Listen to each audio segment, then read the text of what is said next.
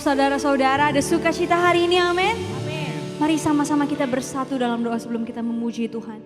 Terima kasih Tuhan Yesus, terima kasih Bapa yang baik. Kami percaya Engkau mengasihi setiap kami Tuhan. Biar hari ini Tuhan setiap pujian dan penyembahan kami semua bagi kemuliaan nama-Mu. Mari sama-sama saudara yang percaya kita katakan amin. Yang bersukacita hari ini katakan haleluya.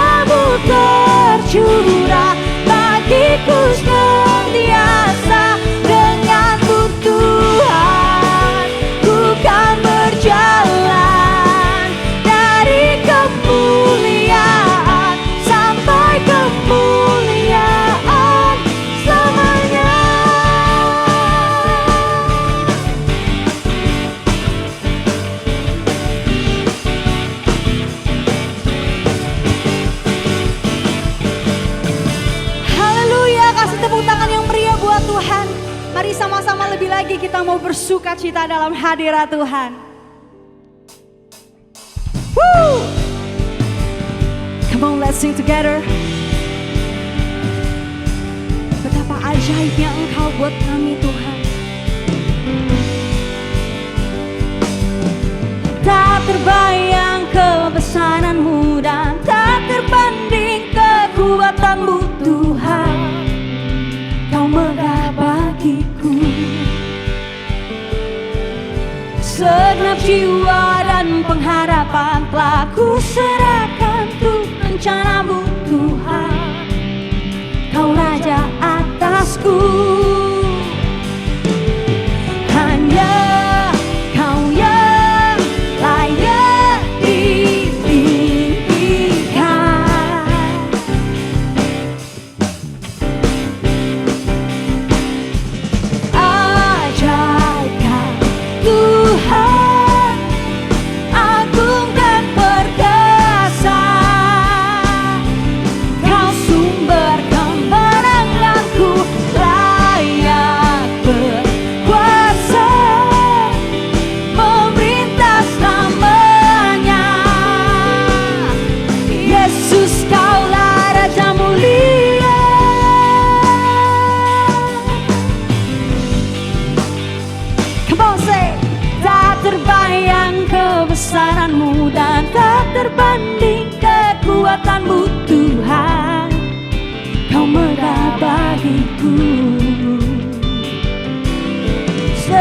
jiwa dan pengharapan telah ku serahkan untuk rencanamu Tuhan. Kau Raja atasku, hanya Kau yang layak ditinggikan.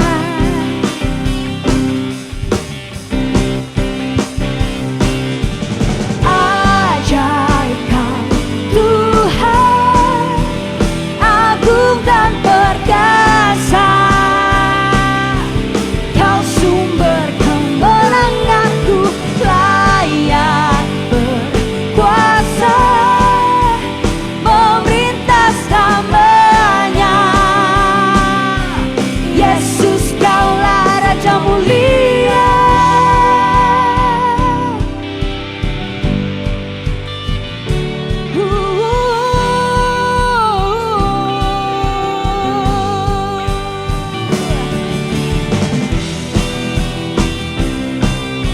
Kau yang ajaib,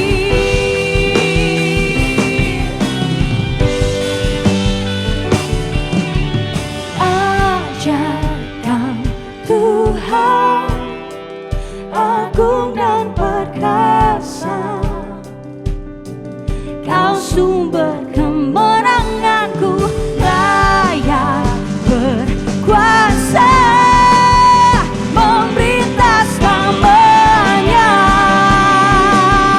Yesus, Kaulah Raja mulia. Ajaib Kau Tuhan, agung dan perkasa. Kau sumber kemenanganku, layak berkuasa, memerintah selamanya. Yesus, Kaulah Raja mulia.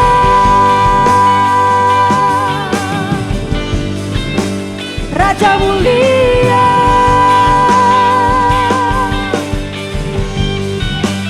Raja mulia.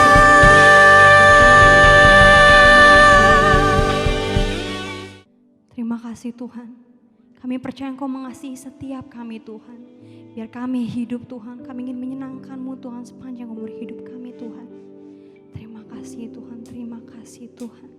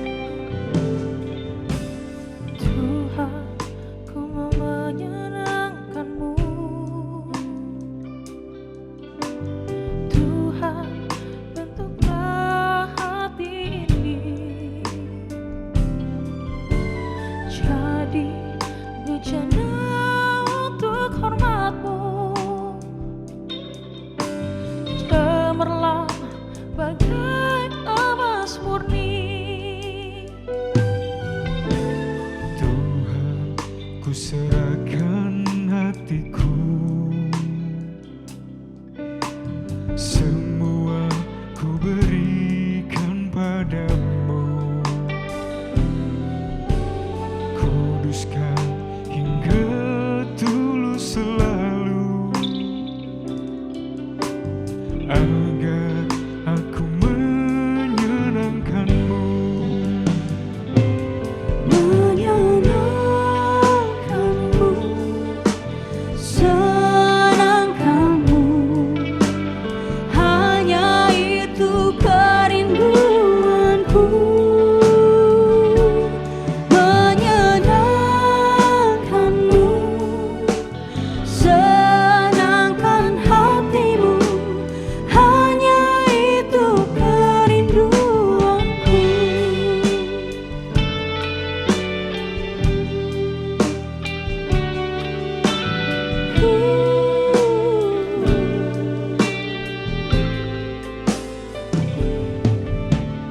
Tuhan, ku mau menyenangkan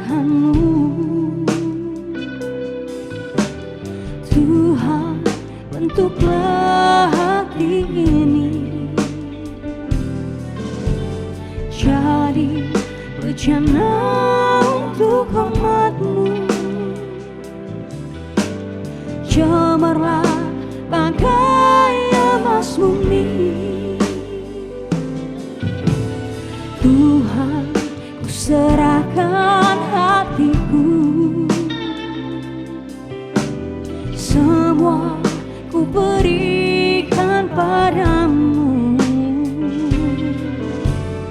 Kuduskan hingga tulus selalu, agar aku menyenangkan-Mu, menyenangkan-Mu, senangkan-Mu. Hanya itu kerinduanku, menyenangkan-Mu, senangkan hatimu. Hanya itu kerinduanku. Mari sama-sama lebih lagi dengan hatimu katakan, menyenangkan-Mu, senangkan-Mu. Hanya itu kerinduanku, menyenangkan-Mu, senangkan hatimu. Hanya itu kerinduanku, hanya itu kerinduanku, hanya itu kerinduanku.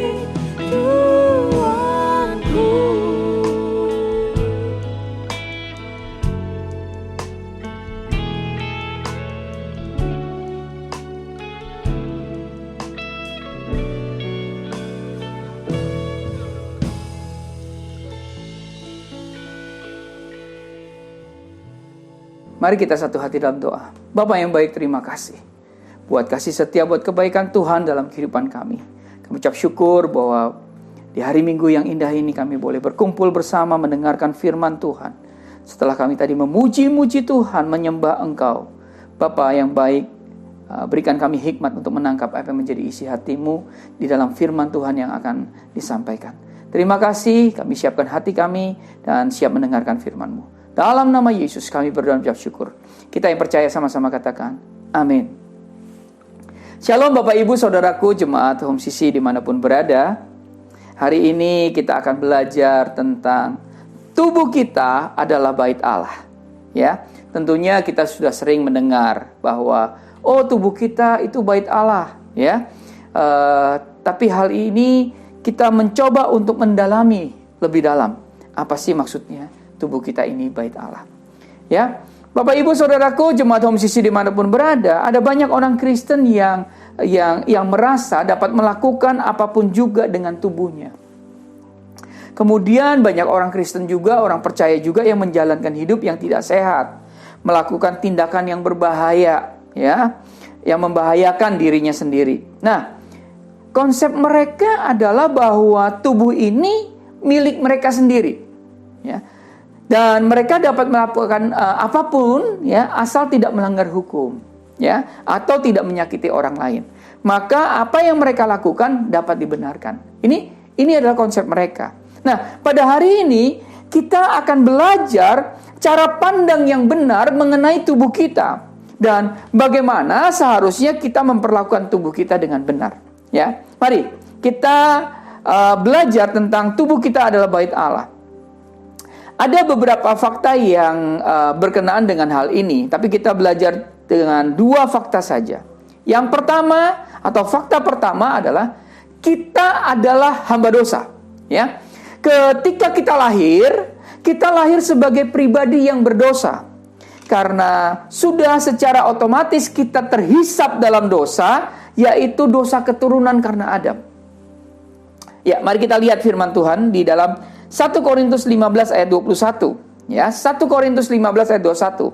Sebab sama seperti maut datang karena satu orang manusia, demikian juga kebangkitan orang mati datang karena satu orang manusia. Ya. Kemudian ayat 22, karena sama seperti semua orang mati dalam persekutuan dengan Adam, ya, demikian pula semua orang akan dihidupkan kembali dari persekutuan dengan Kristus. Dikatakan di ayat ini bahwa maut datang karena satu orang, yaitu Adam. Dan karena semua orang bersekutu atau terhisap di dalam keturunannya Adam, maka mereka akan mati karena maut atau dosa yang diturunkan oleh Adam. Maka di sini kita dapat bahwa dari fakta kita adalah hamba dosa ini, kita semua yang merupakan keturunan Adam berada di bawah kuasa dosa atau kuasa maut. Bahkan Roma 6 ayat 17 katakan, dahulu memang kamu hamba dosa. Bapak ibu saudaraku, jemaat homsisi dimanapun berada, kita bukanlah orang bebas. Itu poin dulu, ya. Melainkan kita adalah hamba dosa, ya. Itu adalah fakta, ya. Yang fakta kedua adalah setelah kita ditebus, kita menjadi hamba Kristus, ya. Roma 6 ayat 16, ya. Roma 6 ayat 16, 17, 18. Saya bacakan. Roma 6 ayat 16 sampai 18. Apakah kamu tidak tahu bahwa apabila kamu menyerahkan dirimu kepada seseorang sebagai hamba untuk mentaatinya, kamu adalah hamba orang itu yang harus kamu taati, baik dalam dosa yang memimpin kamu kepada kematian, maupun dalam ketaatan yang memimpin kamu kepada kebenaran.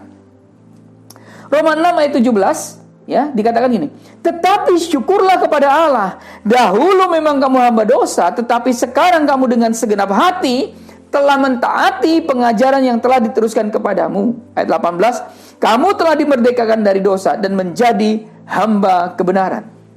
Bapak ibu saudaraku jemaat homsisi dimanapun berada, ketika kita kemudian bertobat dan menerima Kristus sebagai Tuhan dan Juru Selamat dengan sungguh-sungguh, dan hidup kita menjadi berubah, maka sebenarnya diri kita berubah statusnya. Kalau sebelumnya status kita adalah hamba dosa, maka kita menjadi hamba kebenaran. Bila sebelumnya kita adalah hamba iblis, maka sekarang kita adalah hamba Allah.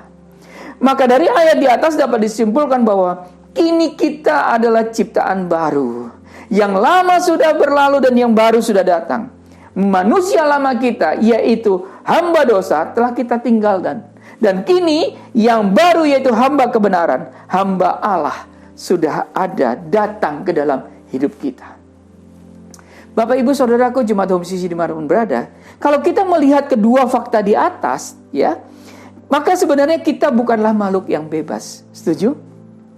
Kita bukanlah manusia yang independen. Kita tidak bisa menjadi tuan atas diri kita sendiri. Betul? Kita pastilah menjadi hamba dari salah satu. Ya, either itu hamba Kristus atau hamba iblis.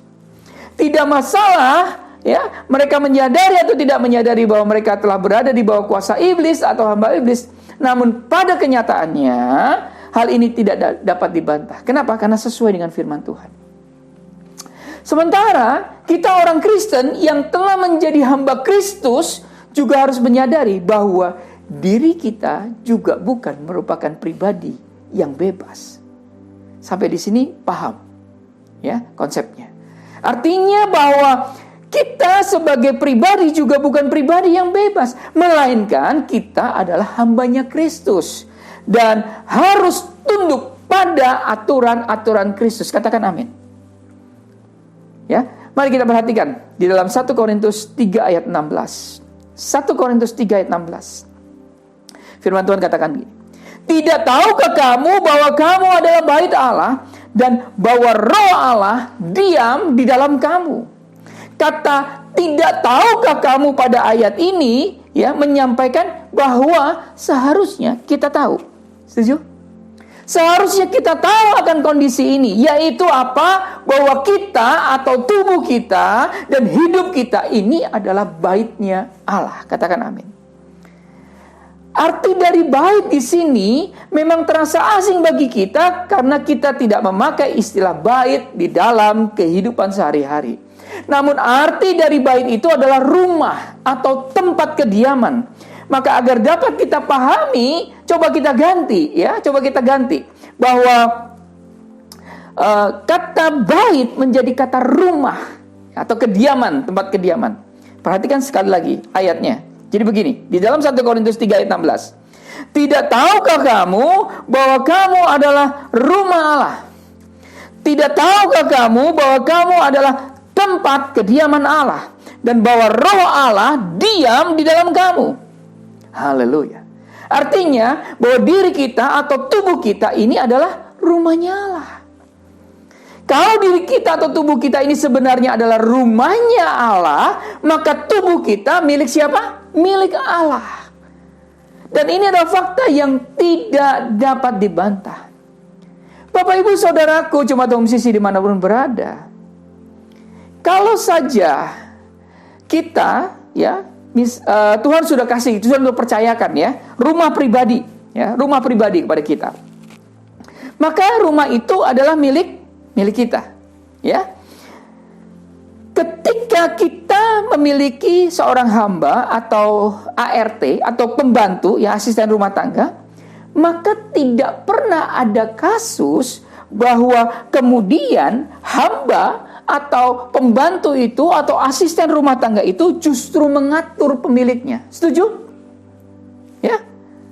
Atau pembantu itu, hamba itu ya, ART itu tidak mau menaati majikannya, pasti diusir. Setuju ya? Kalau dia sampai gak mau menuruti ya, semua asisten rumah tangga atau hamba yang memberontak tidak taat terhadap majikannya, maka pasti akan dipecat. Setuju ya? Nah, demikian juga hidup kita atau tubuh kita. Perhatikan baik-baik. Tubuh kita itu bukan milik kita sendiri. Kenapa? Karena 1 Korintus 3 ayat 16 dikatakan tadi sudah jelas bahwa tubuh kita ini adalah rumahnya Allah, tempat kediaman Allah. Maka hal ini juga berarti bahwa yang menumpang di dalam tubuh ini bukanlah Allah. Perhatikan baik-baik. Yang menumpang di dalam tubuh ini bukan Allah, karena Allah yang menjadi pemilik. Namun kitalah yang menumpang pada tubuh ini. Perhatikan konsep ini dengan sungguh-sungguh. Saya ulangi. Di dalam 1 Korintus 3 ayat 16 dikatakan bahwa tubuh kita adalah rumahnya Allah, tempat kediamannya Allah. Artinya, siapa yang menjadi pemilik dari tubuh ini? Tubuh kita ini, yaitu Allah. Kita yang menumpang pada tubuh ini. Dan karena kita yang menumpang, maka kita harus merawatnya dengan baik. Amin. Karena kita yang menumpang, kita harus memperlakukan Tuhan kita atau Allah kita dengan baik di dalam tubuh ini. Kita harus menjaga rumah Allah ini atau tubuh kita ini dengan baik. Nah, kita harus menyadari bahwa tubuh ini rumah Allah dan bahwa kitalah yang sedang menumpang di rumahnya. Di rumahnya Allah. Kita adalah hamba Allah yang merupakan pemilik dari tubuh ini.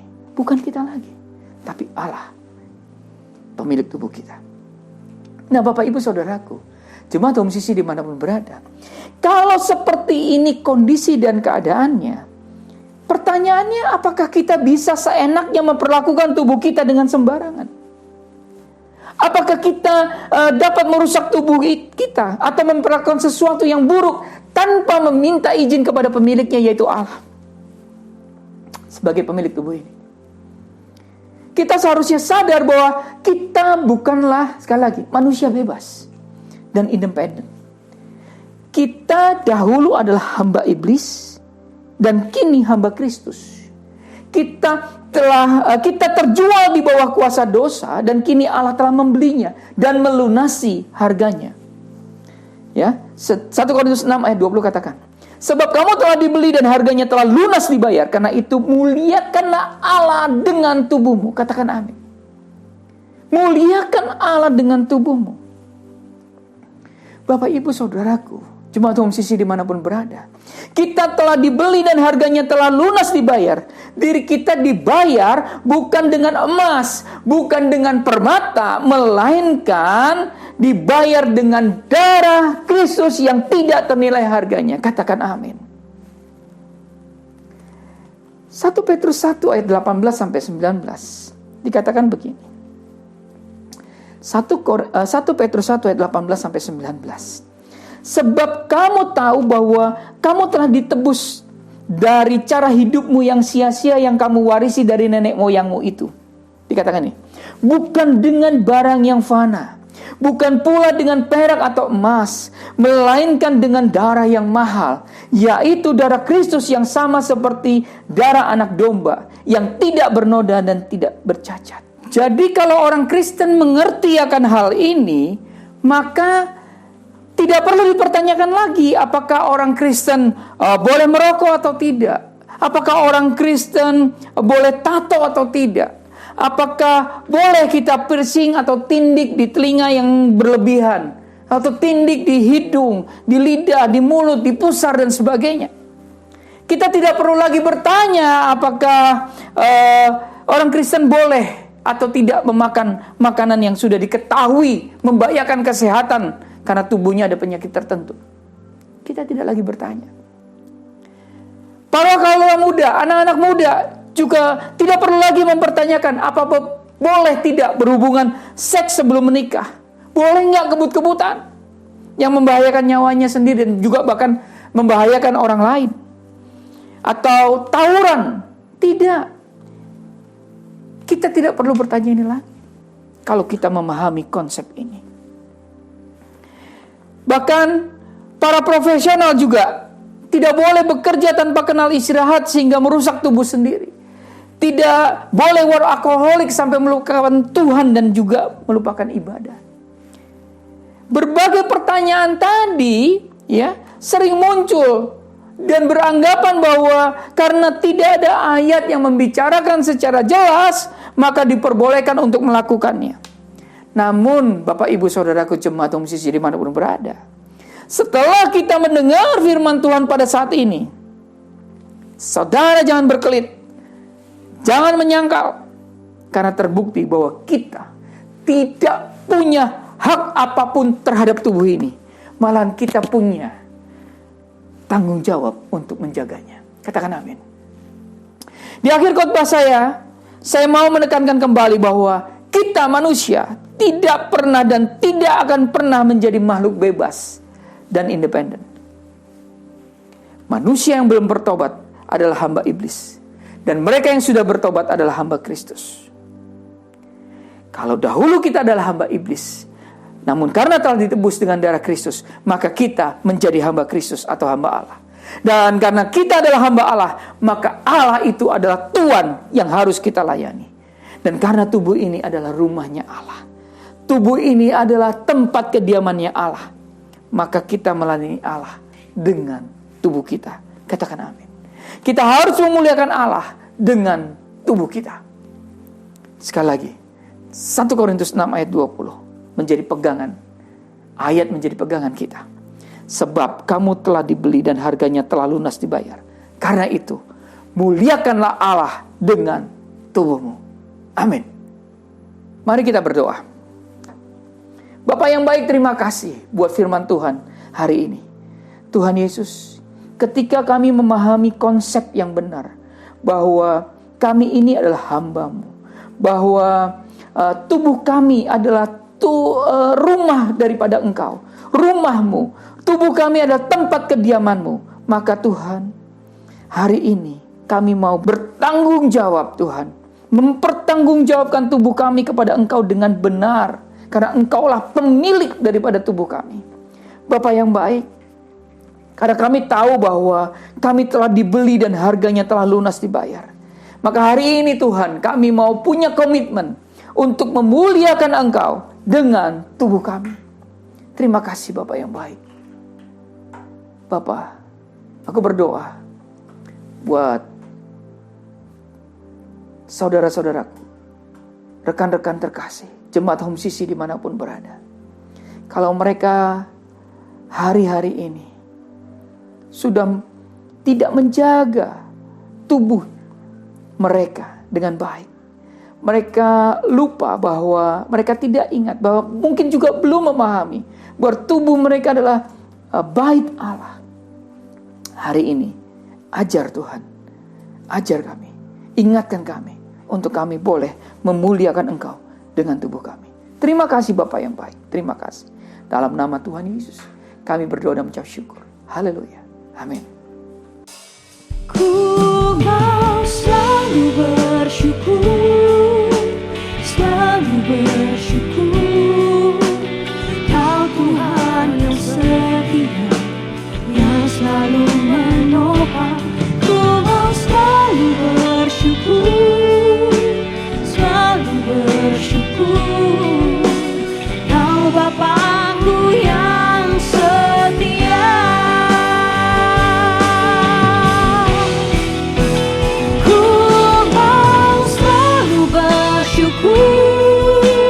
Selalu bersyukur, Kau Tuhan yang setia, yang selalu menopang.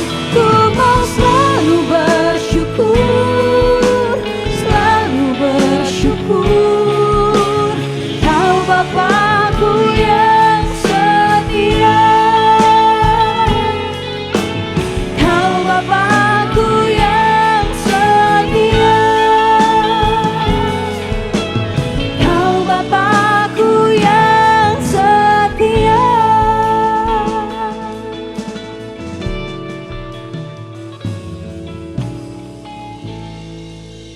Karena itu, saudara-saudaraku, jemaat Kristus yang dikasihi Tuhan, angkatlah kedua tanganmu dan terimalah berkat. Mari, aminkan setiap perkataan berkat yang kita percaya bahwa kita menerimanya. Tuhan memberkati engkau dan melindungi engkau. Tuhan menyinari engkau dengan wajahnya dan memberi engkau kasih karunia. Tuhan menghadapkan wajahnya kepadamu dan memberi engkau damai sejahtera. Kiranya kasih dan penyertaan Bapa di surga dan damai sejahtera dari Tuhan Yesus Kristus serta penghiburan dari Roh Kudus terus menyertai kita sampai Maranatha, Tuhan Yesus datang kembali. Kita yang sudah menerima berkat Tuhan, mari kita sama-sama katakan, amin. Selamat hari Minggu, selamat berkumpul bersama dengan keluarga. Nikmati kebersamaan dengan keluarga. Terus cintai Tuhan, berhenti menghakimi, dan jadi berkat. Tuhan Yesus memberkati. Amin. Terlalu besar kasih-Mu Bapa, pengorbanan yang Kau berikan bagiku. Terlalu mahal darah-Mu Yesus, tercurah untuk menebus hidupku. Terlalu besar kasih-Mu Bapa, pengorbanan yang Kau berikan bagiku. Terlalu mahal darah-Mu Yesus, tercurah untuk menebus hidupku.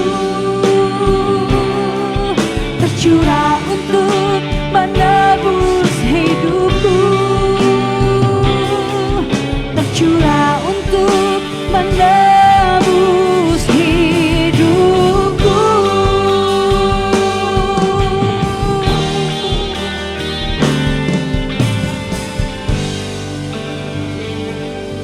Selamat hari Minggu saudara-saudara, Tuhan Yesus memberkati.